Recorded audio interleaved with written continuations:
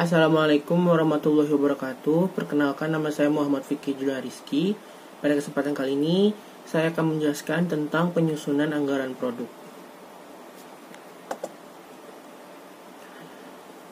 Pada materi kali ini yang akan kita bahas itu ada 4 pokok. Yang pertama itu definisi anggaran produk, lalu yang kedua ada manfaat anggaran produk, yang ketiga faktor yang mempengaruhi anggaran produk, dan yang keempat penyusunan anggaran produk. Yang pertama itu definisi anggaran produk.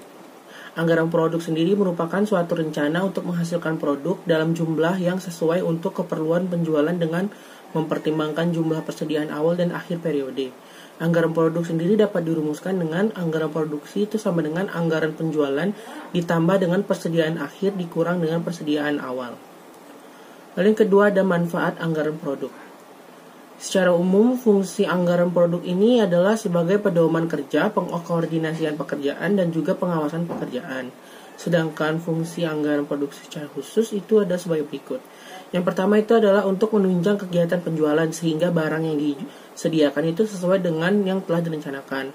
Lalu yang kedua adalah untuk mencapai titik keuntungan khusus, seperti beberapa produk yang akan diproduksi agar bisa diperoleh tingkat keuntungan dengan menggunakan persentase tertentu dari keuntungan setahun pada penjualan yang saat itu diinginkan. Lalu yang ketiga adalah agar dapat menguasai pasar tertentu sehingga hasil dari perusahaan ini tetap mempunyai pangsa pasar tertentu. Lalu yang keempat itu adalah supaya perusahaan dapat bekerja pada tingkat efisiensi tertentu. Lalu juga untuk menjaga tingkat persediaan yang memadai. Arti tingkat persediaan ini yaitu tidak terlalu besar dan tidak terlalu kecil. Lalu yang terakhir yaitu adalah untuk mengatur tingkat produksi sedemikian rupa agar dapat menekan biaya produksi seminimal mungkin. Lalu yang ketiga itu adalah faktor yang mempengaruhi anggaran produk. Terdapat beberapa faktor yang mampu mempengaruhi pembuatan anggaran produksi, yaitu yang pertama ada anggaran penjualan. Lalu yang kedua ada kapasitas pabrik dan peralatan pabrik yang tersedia termasuk teknologi yang digunakan. Lalu tenaga buruh termasuk rekrutmen, pelatihan, penempatan, pengupahan, dan pemutusan hubungan kerja. Lalu yang keempat itu adalah bahan baku termasuk teknik transportasi dan pergudangan. Lalu yang terakhir adalah modal kerja untuk menjalankan proses produksi. Selain faktor-faktor tadi ada 2 faktor lainnya yaitu faktor internal dan faktor eksternal. Faktor internal sendiri itu ada penjualan tahun lalu, kebijakan perusahaan tentang harga jual, lalu syarat pembayaran barang, lalu ada pemilihan saluran penyaluran, lalu ada tenaga kerja yang dimiliki, modal kerja, fasilitas milik perusahaan, dan kebijakan perusahaan. Sedangkan faktor eksternal atau faktor yang berasal dari luar perusahaan itu ada persaingan, tingkat perkembangan penduduk, tingkat penghasilan penduduk, tingkat pendidikan, tingkat penyebaran adat istiadat, agama, dan kebijakan masyarakat setempat, lalu ada kebijakan pemerintah, dan yang terakhir keadaan perekonomian dalam dan luar negeri. Lalu materi keempat itu adalah penyusunan anggaran produk. Di dalam penyusunan anggaran produk itu, perusahaan dapat menggunakan beberapa metode produksi, yaitu yang pertama ada metode produk stabil.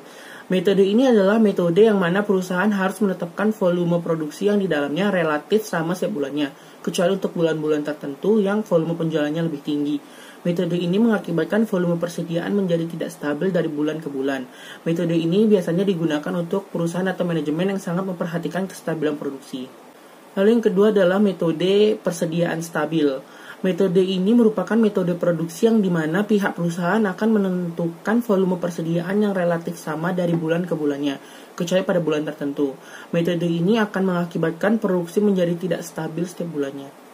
Lalu yang ketiga, poin terakhir itu adalah metode kombinasi dari metode produk stabil dan persediaan stabil atau biasa disebut juga dengan metode fleksibel. Metode kombinasi ini adalah metode produksi yang mana pihak perusahaan akan menentukan volume produksi yang terus berubah setiap bulannya.